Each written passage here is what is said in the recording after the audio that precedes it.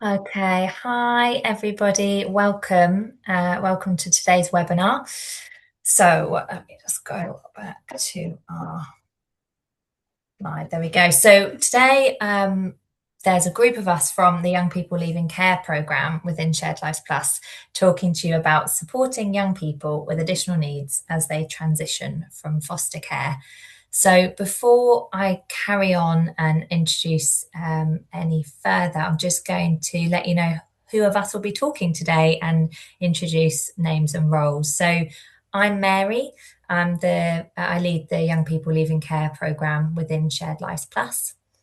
Sophie, I'm going to pass over to you. Yeah, hi. I work as an analyst in the strategic advice team, but I've been working more closely with Mary on this project recently. Hi, I'm Gracie. I'm a Shared Lives Plus ambassador for the Care Leavers programme. Hi, I'm Victoria. I'm a Shared Lives Plus ambassador for the Care Leavers programme. Hi, I'm Katie. I'm a Shared Lives Plus ambassador for the programme. Thanks, everybody. So, yeah, you've got the five of us today talking through this topic and sort of introducing you a little bit to the programme and what we do, really. So, yeah, we hope it will be informative. So, to give you a little bit of context, the programme does sit under Shared Lives Plus, so it's a development programme. And it is run through grants and trusts, which you can see at the bottom of the screen at the moment.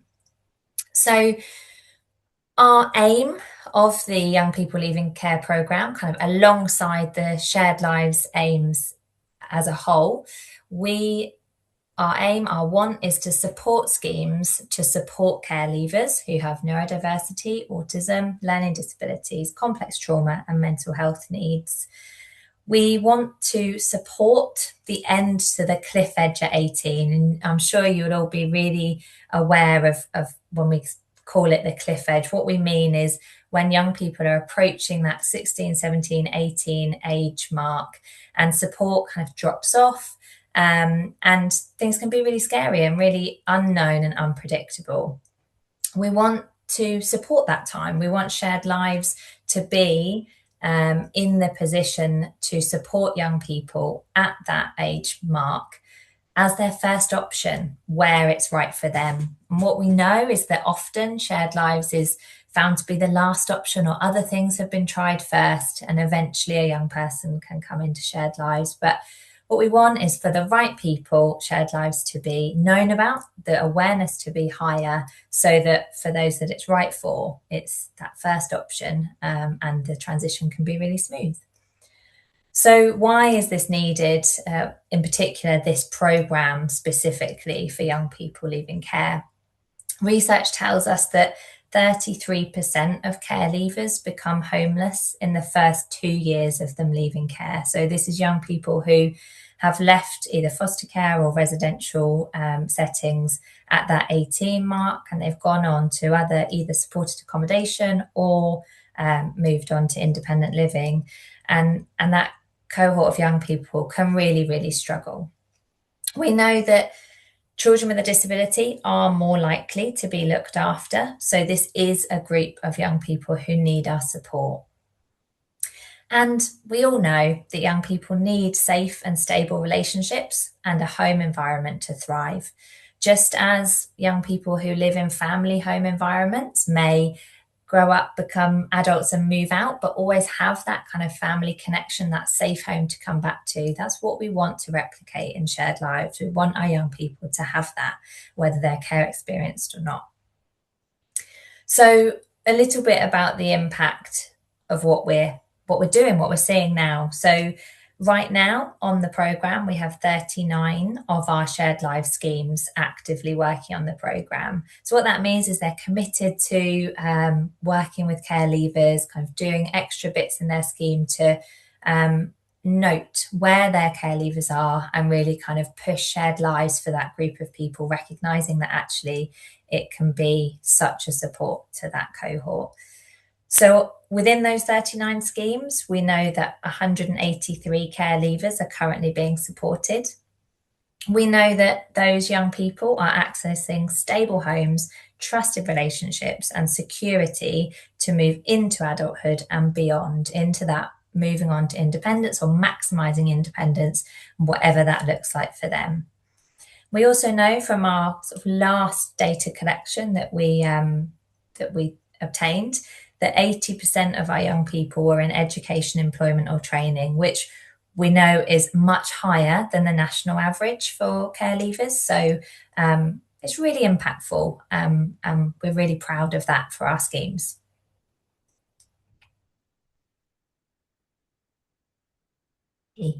Okay, so I'd like to introduce you to a short film that me, Gracie, and Katie have created.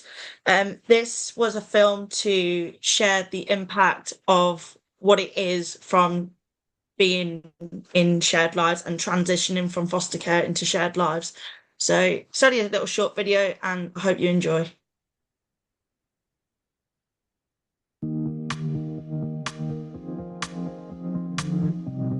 Hi, I'm Gracie. I'm an ambassador under the Care Leavers programme.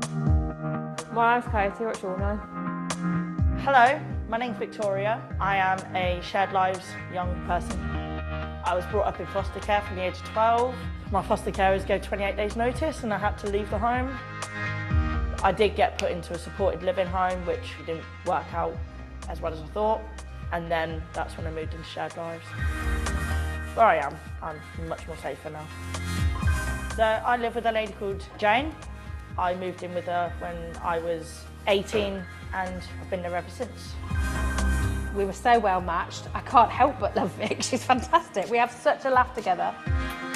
Shared Lives is more fun than being in foster care because there's more freedom.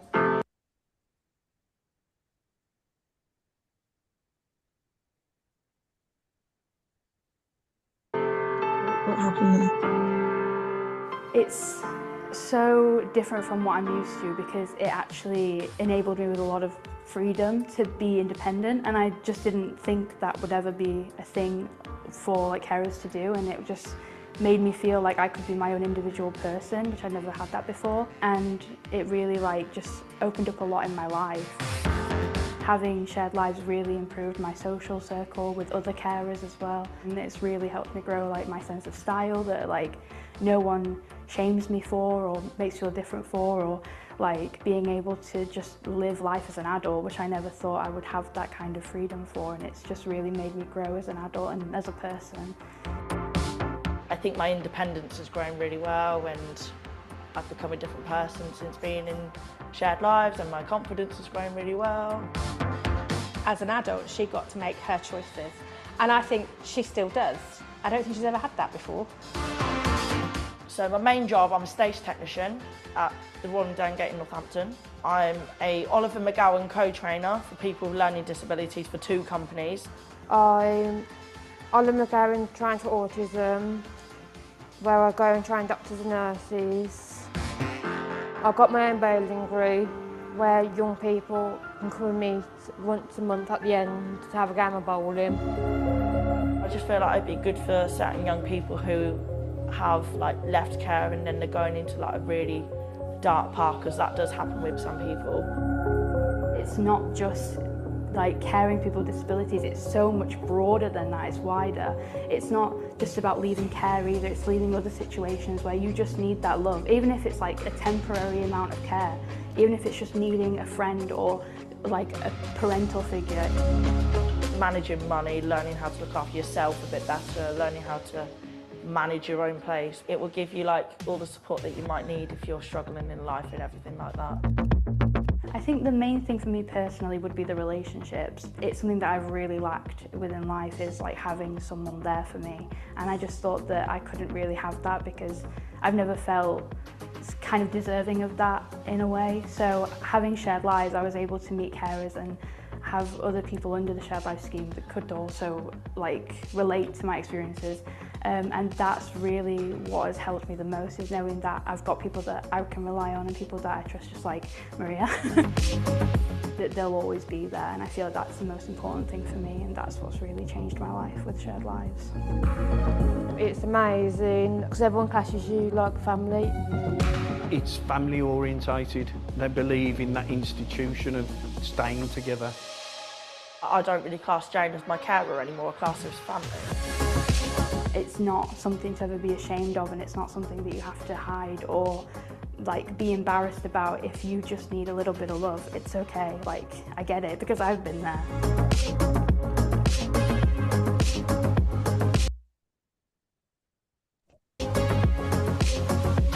Okay, right.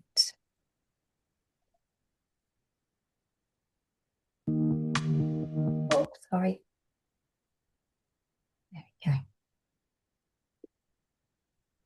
Sophie, I'm going to hand to you. Thanks. Yeah, so as part of the program, Mary especially and others within Shared Lives Plus have been collecting data kind of throughout. So obviously just to kind of measure that impact in terms of number of arrangements where young people have maybe been transitioning from, as you can see in the graph on the left, it's predominantly been foster care. And I've actually just been kind of looking at the data today in terms of like, you know, how the number of arrangements and the number of young people being supported in Shared Lives over the 2 years nearly in the program has increased over that time. But as well as that survey, which has been going directly to schemes, I have actually been doing a survey as well, obviously to young people who have lived experience and now living in Shared Lives. And just to the right on the slideshow there, you can just see just some kind of quotes in terms of from, you know, that we've heard from young people. Again, just kind of highlighting, you know, what it's like, you know, coming up to 18, you know, in care, and how Shared Lives can obviously just kind of provide that kind of transition support. So yeah, and this has kind of been like some ongoing, and is ongoing in terms of our data collection, both in terms of quantitative and qualitative. Yeah, just obviously hearing from Shared Life schemes and people being supported as well. Thank you, Sophie. So foster care and Shared Lives is really different, but sometimes people think they are the same, but they're not. Thank you, Katie. So yeah, what we've got on the screen here is a bit of a comparison, I guess, between foster care and Shared Lives, and it's something that we talk about so much on the programme. And what I probably should have said right at the start, which we'll kind of get into anyway, but is on the programme, Katie, Vicky and Gracie, they co-produce the programme itself. So they are kind of the heart of what we do and the direction that we take on the programme. And a big part of that has been around how do we support that transition from children's services to adult services in lots of different ways for the carers, for the young person in that transition. And kind of how do we support schemes to do that as well? So we'll explain it a bit more in a little while, but we are working on some training to do with that, because it feels like a really big gap, I think, for all of us to really understand that. So the work we've been doing is understanding and unpicking what the role is as a foster carer versus what the role is as a Shared Lives carer, and how that feels as well with that changeover. And what we know from our young people with us today, but also lots of young people who we've spoken to, is that the reality of that transition, not just for the young person, but for the carer that they're living with as well, is that unknown. It's unpredictable, there's delays, people leave, people come, you don't know who you're supposed to speak to. And ultimately in that household, there is a bit of a shift in rules and boundaries, which can be really difficult for everybody. So that's something we are working a lot on, and something that we want to be able to kind of universally support, I guess, through the program. So we're always looking for ideas and feedback from people that are living it. So as I've said, the three of our wonderful care experienced ambassadors are with us today. And what's so important in all of these conversations is that their voices are at the heart of what we're talking about, and also when we're discussing what the solutions should be. And that's what really matters to us on the programme. So I'm going to hand over to our three lovely ladies in a moment, and they're going to kind of talk you through their stories before we kind of carry on any further. So Katie, over to you. I moved into foster care with my now mum and dad at the age of when I was 2.5, alongside my sister's team.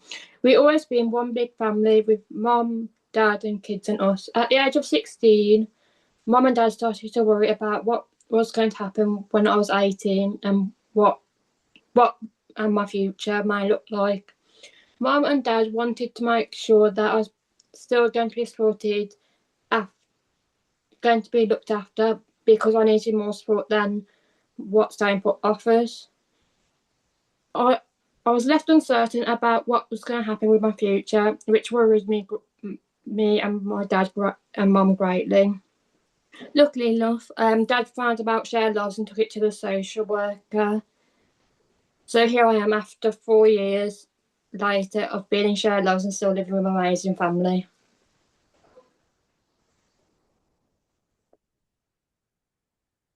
Yeah, so my story is I was in foster care from a young age. When I was turning 18, I was initially put on the Staying Put arrangement, but before then, my foster carers gave 28 days notice and I didn't know what was going to happen.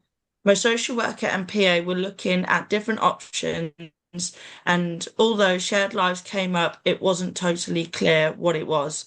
I went into supported living and it just wasn't right for me. I needed more support. Luckily, my PA knew me well and she recognised this. She explored Shared Lives and I was matched with Jane. 7 years on and I couldn't be happier. Jane is my family, her family and my family.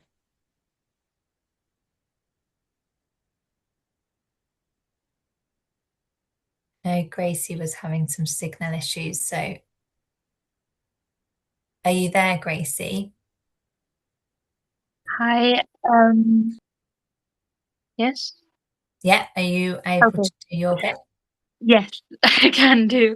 I didn't come down the foster route as both of these lovely girls did. I came down homelessness. So a month before my 18th birthday, my stepmom and dad deemed me homeless, and I was going on holiday. Whilst I was on holiday, all of my belongings were dropped off in a bin bag on my auntie's doorstep, and then she took me in for the remaining 6 months until Shared Lives was my final option. The final option changed my life. It gave me a diagnosis of autism and ADHD. I became a Shared Lives ambassador from this to make a difference, and really sharing my story and getting the help from Shared Lives just made it that I really just wanted it to be meeting its full potential, and that I didn't want Shared Lives to no longer be a last option for anyone else who really needed it. And yes. Ooh. And us as a team, we decided that we would do some tips for carers on things that you can sort of support us with. And we had all picked our own selected ones out of this. So you don't have to read all of these because the slides will be emailed over to all of you afterwards. But we did pick out the ones that we thought were most important. I will say my first one that I chose was do your research and get educated on any disability they may have and how this impacts on their needs, because I think it's very important that, you know, there is a lot of education and people do need to be informed of what they're kind of sort of coping with and how to help, and really like the impact of caring for someone can really change the outcome of your life and theirs and make everything so much easier.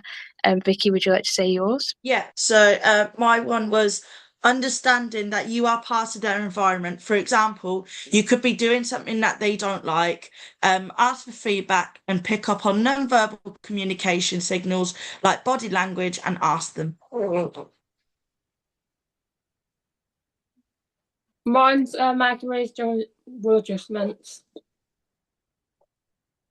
Thank you. Amazing. So yeah, as Gracie said, the three of them have come up with these kind of tips for carers from their own experiences. And when we were kind of talking them through, you can see on the right hand side of the slide, these 5 themes were things that just kept coming up, was that, you know, that relationship needing to be honest, there be kindness, take time, being consistent, and ultimately that young person knowing there's someone there. And we know that transition kicks up lots and lots of really difficult things. And we've talked a lot in the group of us about experiences of testing boundaries, and that's often what happens through that transitional time. But when we've been having these conversations, this is what it does keep coming back to. And we recognise that's a real challenge for carers, but it is consistently the message from young people about what they need. And linking to Vicky's chosen kind of point in the middle there, Vicky, you'll often talk about ask, listen, do, won't you? Which is one of the images on there, that actually if carers kind of follow that a lot of the time, that makes a really big difference. Yeah, so it's basically going on to, you know, asking what the young person wants, like if they feel really frustrated, asking how you want them to be helped or how can we help you, listen to what they want to be able to be helped, and, you know, put that into action so that they feel that they are listened to, they feel like they are being, you know, there for people, and just make sure that you, ask them how you want, listen to them, and then create that action with whatever words they've used. Yeah. Thank you, Vicky. So kind of linking to that, we talk a lot about trauma-informed practice. And again, when we show you a little bit more about the sort of future training that will come out, a lot of that training focuses on this kind of trauma-informed approach. And it's in a lot of places now, and a lot of you may be really super familiar with it, but a lot of even workplaces are implementing trauma-informed practice and trauma-informed approaches with their colleagues and practitioners, and that way to kind of work with people. So the whole idea of a trauma-informed approach is that you shift the focus. So we're shifting the focus. And in this context, we're talking about care experience, and a care experienced young person who has got a disability or complex trauma or mental health need, or all. So we're shifting it from what's wrong with you to what happened to you. Let me hear you, let me be there. And that takes time. We know that it's not an overnight thing. And it's not as easy as, you know, they want this, you know, you're going to provide that. We recognize it's much more complex than that. But trauma-informed practice emphasizes that sort of strengths-based approach, the safety and empowerment for individuals affected by trauma. We know that trauma brings up lots of really, really tricky scenarios and situations. And we see that in Shared Lives. We see that because carers are providing such brilliant care, such safe homes and secure environments, it's a safe place for trauma to come out, which is why we're talking about it now. It's why we want carers to be trauma-informed, trauma-aware. We want schemes to take that on board as much as possible. And we want to be able to create and build understanding, awareness and training in order for you to do that. So we know that as well, trauma-informed practice recognises that trauma response influences that behaviour. Behaviour is communication, and we know that trauma is coming from somewhere. It's telling us that something's happened. And sometimes that is that trauma event, that significant thing that's happened, that's being played out, is actually through services. And we're really aware of that as well. Services can create that trauma. That transition from children's services to adult services can be the trauma that we're we're needing to support and mitigate. So there are lots of links and training and kind of approaches to support being trauma aware and actively having a trauma-informed approach to the way that you care, the way that you support. And just a couple of those on the screen now, which is PACE, and also the thinking brain and feeling brain. And in a moment, we've got some links to those. And as Gracie said, this PowerPoint will be sent out to everybody. But it's just to, give everybody a bit of an idea that even just watching a couple of YouTube videos on this can make a massive difference. And on that note, I wanted to bring Vicky in because she's going to share a little bit about her experience of trauma-informed carer. Yeah, so thanks, Mary. So part of it is, so what I said was, I wish I'd seen my own story of shared lives when I was moving in, just to see how it is all, just to make sure that it was all going to be okay. So I've been so lucky with my carer Jane, because her job, she's a drama therapist, so she knows everything about trauma through that. She's helped me survive, and if she wasn't trauma aware, I'm not sure I can't read now. I'd have still been here 8 years on, and in the great position that I am. So for her job, she works with different people who have like complex trauma and other things. She helps young people, she helps children, she helps adults, teenagers, you name it. And she also helps families as well. So she is very trauma aware about how different feelings can affect different people in different ways. So I'm lucky that I've got Jane who does that job, and she knows everything about, some things that I've been through and what people are going through, and that she can also feel like that the right help is out there so that they can get the help that they need. Yeah, thanks, Vicky. And we were saying yesterday, weren't we, that we don't expect every carer to be a drama therapist. That's not at all what we're saying, but that it's just having that tiny bit of awareness of how trauma, what a massive impact trauma can have, and that actually you yourself, Vicky, was saying that when we moved into that shared lives arrangement, you knew you weren't being yourself because of things that had happened, and it was kind of that journey to get through those things that made it so successful. Amazing. Right. And then I'm going to hand back over to Gracie, who's going to do a bit on tips for scheme workers. Yes. With the carers, we also got together and spoke about scheme workers as well, for how to improve schemes and kind of how they do help people. And we made 3 bullet points that you also don't have to read right now, but they're just there. Speaking from my experience, because I didn't come from foster care, but I still went through the transition into shared lives, and it was really bumpy not having a diagnosis. I was more of a 50-50 chance of like, can we really provide the service for her or can't we?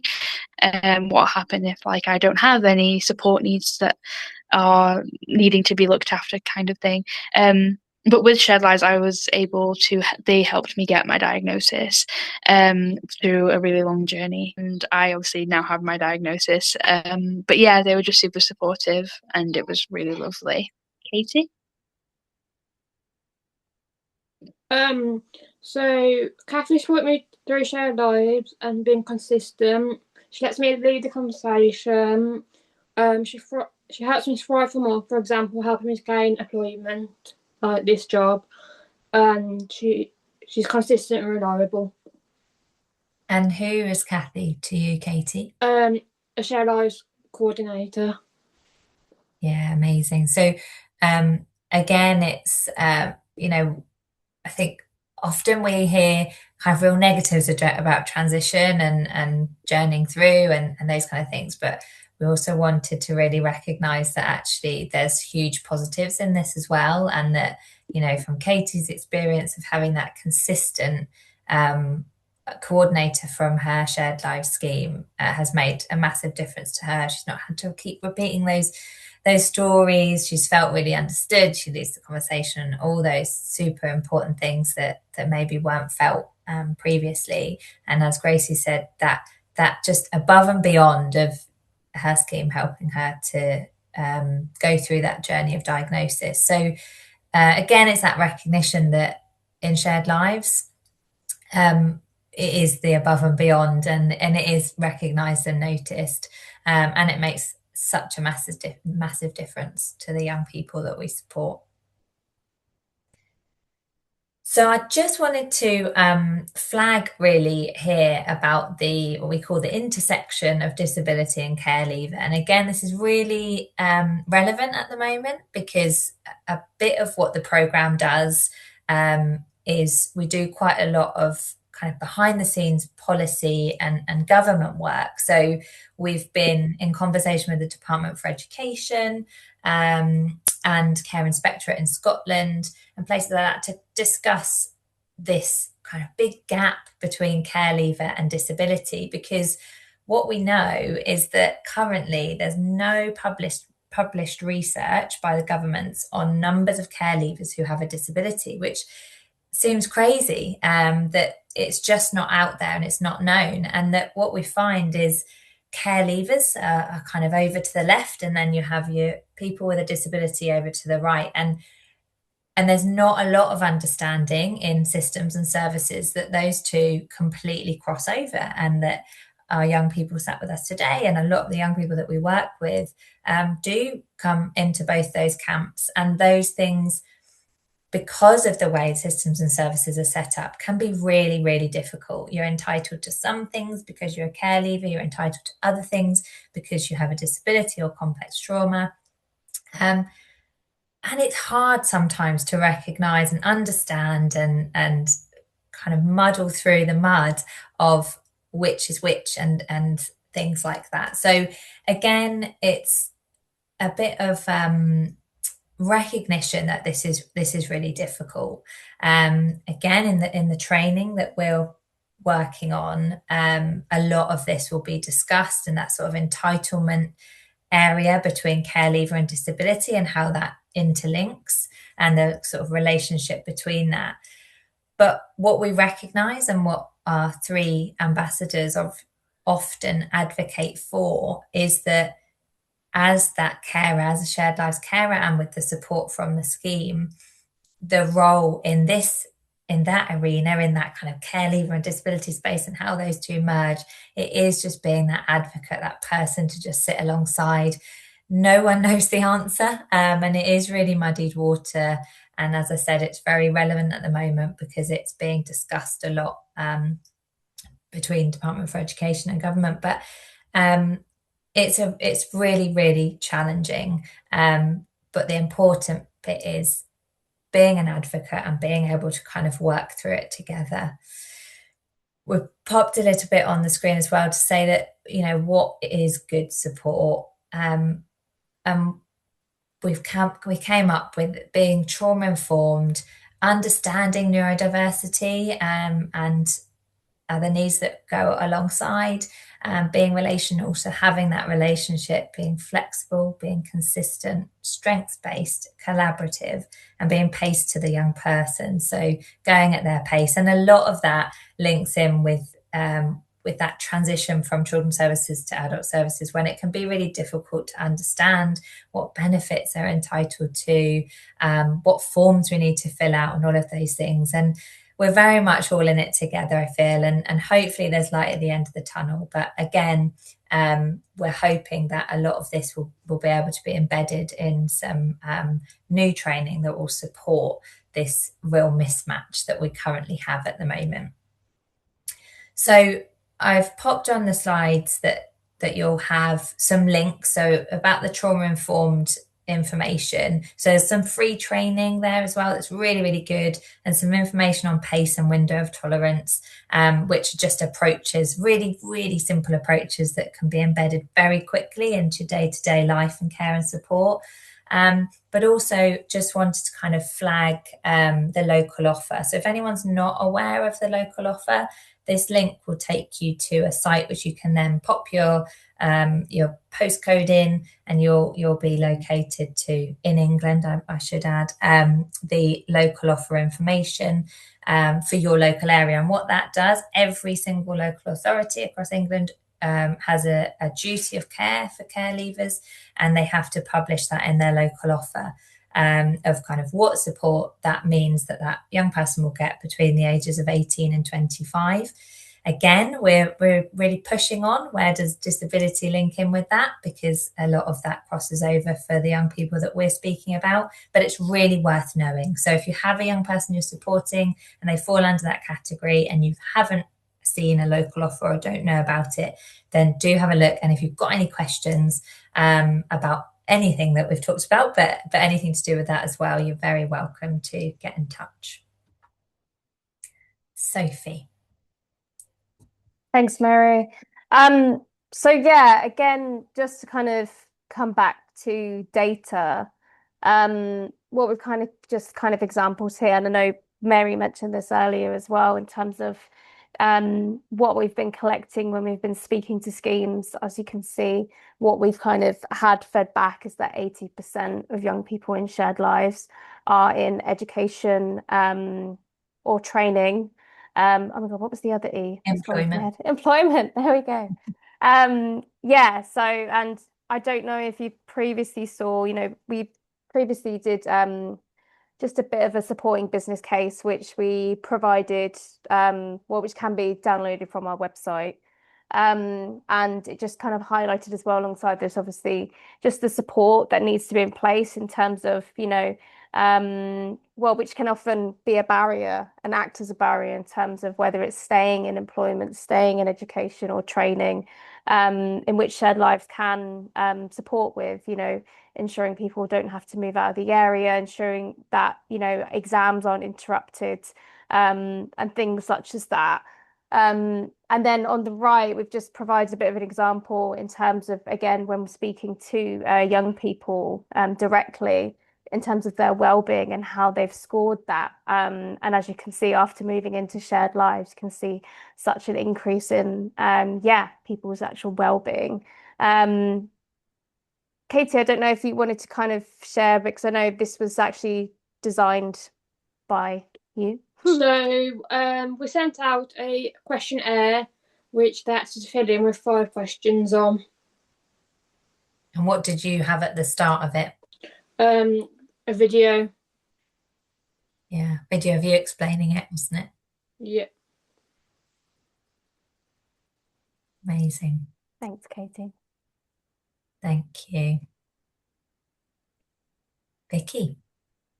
Okay, so leading on to the survey that Katie and Sophie had explained, so we're all now coming back to it's all come back to relationships. So all these quotes that you see on the screen are from loads of different Shared Lives care leavers who have come together and fed back what they thought.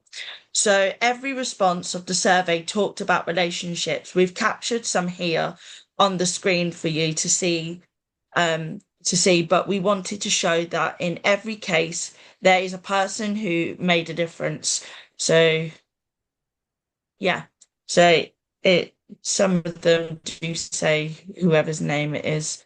And yeah, so they explained like every carer who has been with me has been able to leave such an imprint on my heart, which is really nice, because Shared Lives is basically about care, support, love, relationships, all that kind of stuff, family and inclusion and everything like that.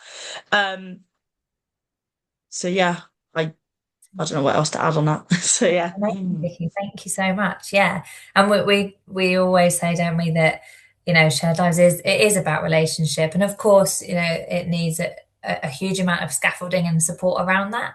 But fundamentally, what makes Shared Lives different is that it is about that foundation of relationship. So it was just it was really overwhelming, wasn't it, guys, to read through that survey that the three of them wrote and hear that coming back firsthand from people. So yeah, it's really good, and we want you to know that. We want to share that with the people that are making the difference, which is you guys as carers and schemes. So yeah, it's Gracie.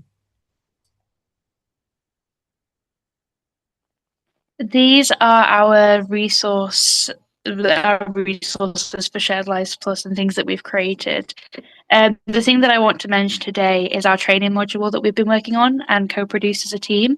And that will be out eventually in summer 2026. That will be available, but it is dedicated to foster carers, turning into Shared Lives carers. So look out for that, because it's really... Thank you, Gracie. So yeah, we're kind of ever evolving and changing resources and things, aren't we? And again, that always comes from the three ambassadors who say, right, now we need to do this, or we need a video, we need a leaflet, we need a booklet. So it's really great. And when as the programme, we meet quarterly in a community of practice, and we welcome anyone and everyone. We love the more the merrier. So at the moment, that's the schemes of the programme and any friends of the programme as well. But yeah, welcome anyone. And it's these kind of things that we talk about. So what's needed? What's missing? What can we do? And obviously, we hope we have to work to our capacity, but we try really hard to make sure that where we're hearing it from schemes, where we're hearing it from kind of carers and young people, that we're trying to embed that. So yeah. Okay. So Katie is going to just tell you a little leaving thought before we open for discussion. If you wasn't ready to leave home at 18, what do you expect us to? Thank you, Katie. So a super powerful quote from Katie that she shared with lots of our kind of social work teams that we've spoken to, and places like that, where that's what we come back to, is actually, what we need to remember is that it's the young people that we're doing this for, and it's young people that tell us that what they need is that safe home, that stable relationship, and that's what we aim to do. And the rest of that quote is on the screen here, but what it talks about is you might just be that 1%, and it's just that 1% that a care leaver needs to change them forever. So yeah, very powerful. So there are contact details there. We've super welcome people contacting us, asking us questions. Any feedback and any kind of information, where you are, what's going on in your area, and other things that you think we could do more, better, different, etc. So what we'd really love, we've got about kind of 15 minutes, so open up the chat. Please do pop questions in, and we'll sort of run through as many as we can. If anybody wants to speak, let us know, and we can kind of turn the microphones on and make that happen. So yeah, please do ask. Mary, can you see the chat? Yes, I can now, actually. So Sue, is it a specific program you have to sign up to? The scheme I work for already support care leavers, and I'm unsure if we're signed up for it. Yeah, absolutely, Sue. So it's a very open, it's been running for 2 years, and at the moment we don't kind of have necessarily a sign up. You don't have to complete anything as such, but we'll have a conversation with you, and then we add you to all of our mailing lists and information and community of practices. So if either get in touch afterwards, and I'll see if your local authority is already on the programme and we'll connect up, or let me know and I can tell you now. But yeah, we can absolutely connect up and see. And if you're not, then we'll if that's something that the area is keen to be a part of, we will get you on board. Thank you.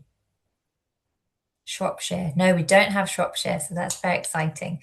So yes, we'll drop our emails in the chat before the end. So do get in touch and we'll get a link up sorted out. Thank you. And if anyone on the call has any questions as well for Vicky, Katie, Gracie, I'm speaking for you here, ladies, but I know that you're very open to questions. So if anybody wants to ask some questions, do. Clifford, thank you very much. Great content. Thank you. Rotherham is on the skits on the programme, isn't it, Gracie? Yes, I'm from Rotherham. Hi. I'm the Rotherham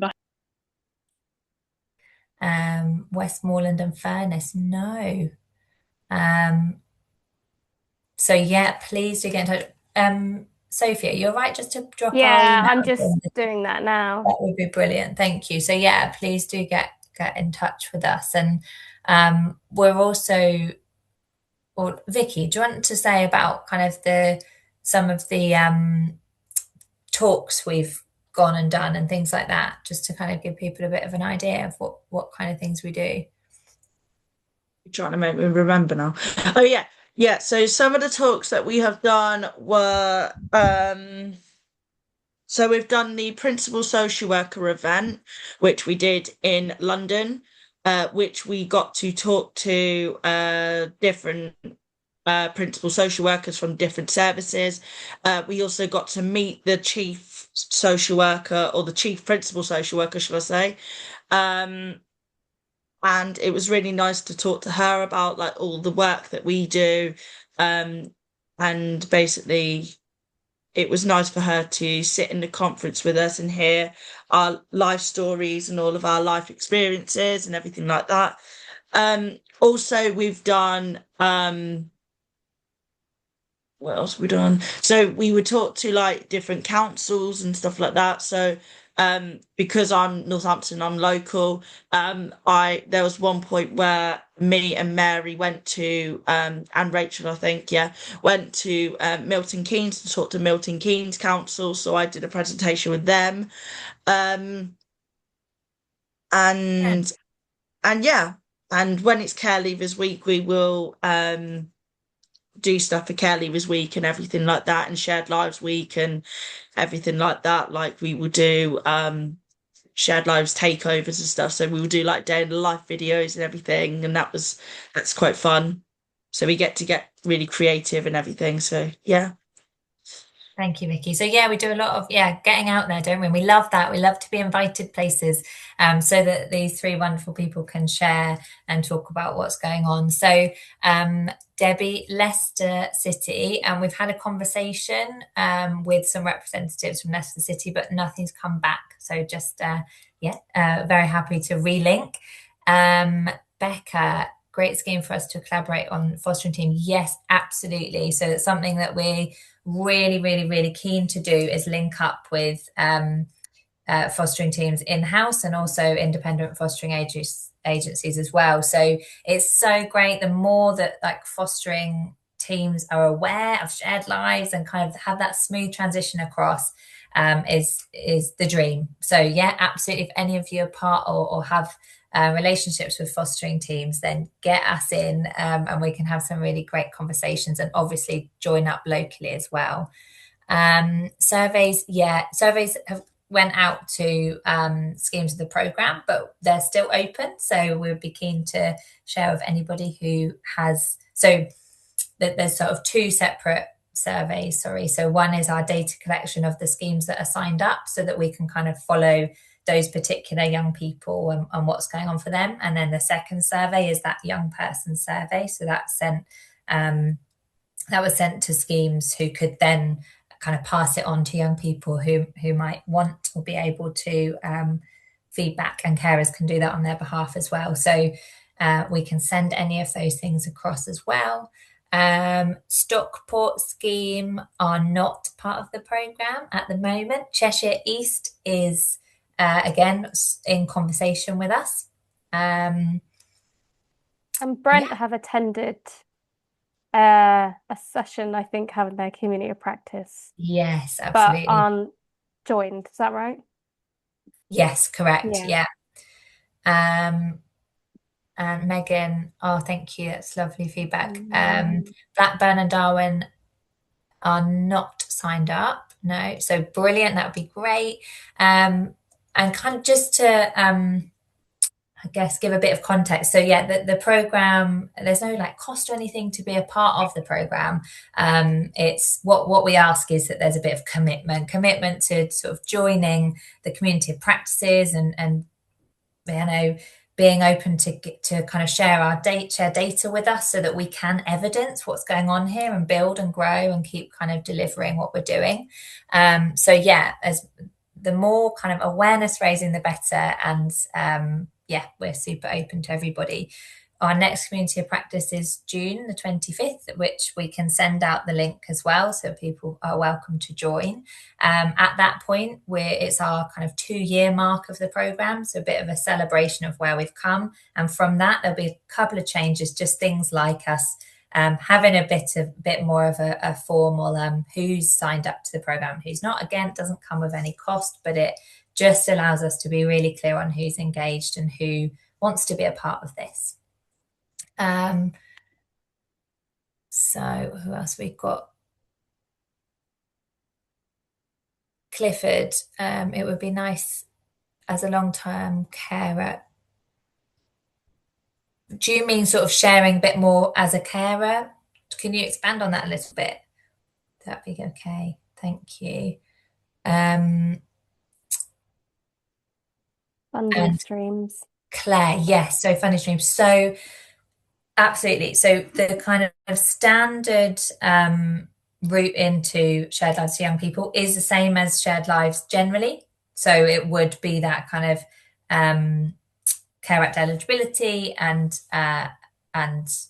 referral through. But what quite a few of the schemes have been able to do is have a understanding between children's services and adult services in their local area, that if that child is identified at 16 and 17 to need that support, they're able to do a kind of joint protocol where children's services fund them up to 18 and then adult services fund from there. That's kind of quite ad hoc at the moment, but it's something, again, that we're in conversation between Ofsted and CQC about. So kind of watch the space with that. But just to make you aware, as an aside from that, we are, as the programme, we are now delivering a second project, which is called Shared Futures. And that, again, these three are heavily leading on. And that's, we've got some funding specifically to test across 5 areas. And that's Telford, Doncaster, Wirral, West Glamorgan in Wales and West Midlands. And that is to test shared lives for young people who don't meet Care Act eligibility. It's a very, very small pilot at the moment. So we're only at the moment looking to support 100 arrangements across those 5 areas. But the way that funding is working is slightly different. And that's through the Staying Close funding pot that goes into local authorities. So that's slightly different. Again, happy to kind of talk more about that. If anyone wants to know more, just get in touch, because I know that I've talked a lot at you about that. But yes, we're always innovating. We're always looking to kind of, how do we support more care leavers in this cohort, care leavers who we know need this support. They might need it long term, they might need it short term. Either way, they need it, and Shared Lives is a really, really great offer in that time.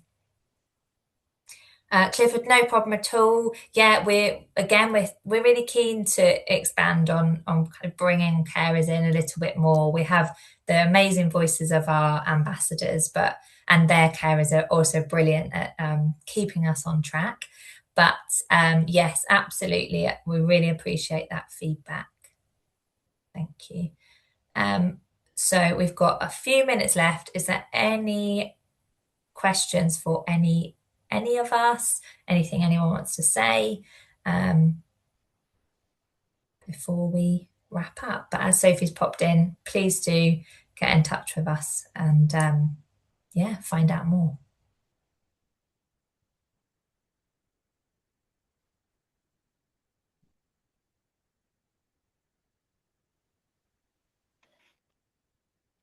Thank you, no problem.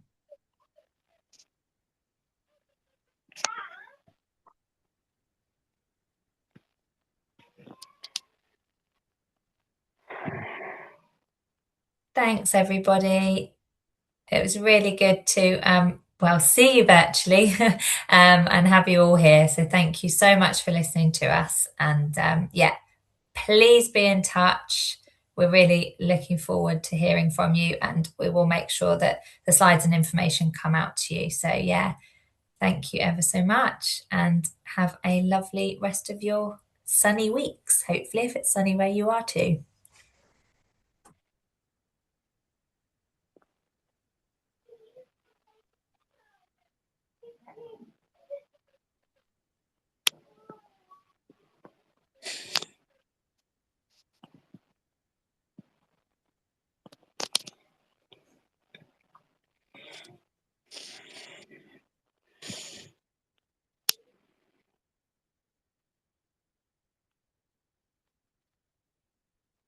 Okay, amazing. I think that's all of the questions. So Sophie, Vicky, Katie, and Gracie, I'm going to end it there. Okay.